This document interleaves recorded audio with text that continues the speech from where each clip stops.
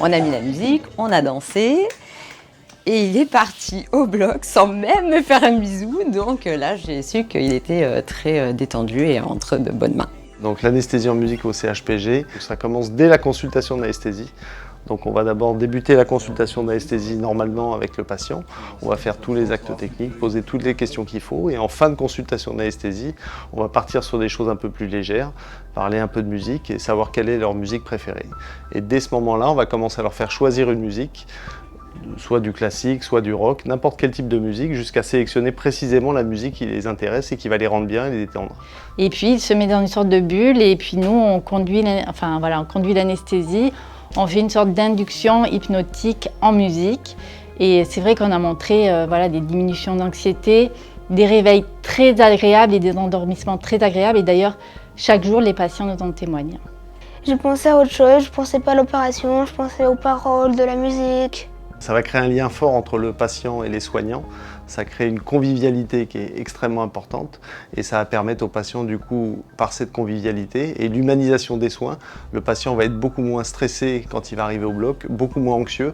Ils ne pensaient pas que ça pourrait les aider autant en fait, dans leur parcours de soins.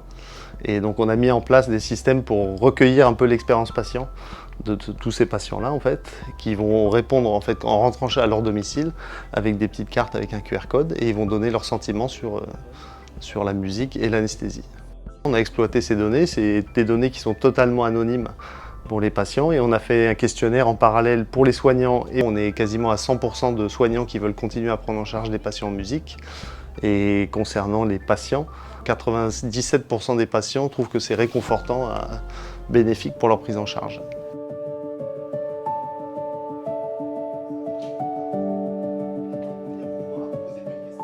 On a, comme vous pouvez le constater, un super jukebox.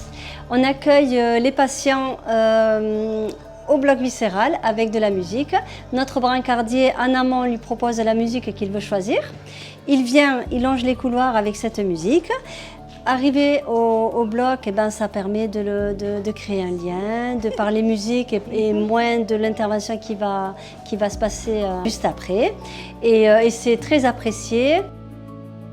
C'est vrai que pour nous, en fait, c'est un moyen d'accueillir le patient et d'introduire la conversation sans arriver directement en disant comment vous vous appelez, etc. En fait, on amène la conversation en leur demandant quelle musique ils ont choisi, pourquoi cette musique. On commence un peu à rigoler et ça permet en fait d'enchaîner avec les questions. Et pour nous, c'est moins stressant l'accueil. On trouve que le patient arrive moins stressé.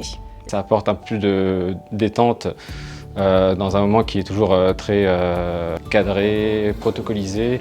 Après nous, ça ne nous empêche pas d'être complètement focalisé sur notre patient et sur son accueil et sur son intervention.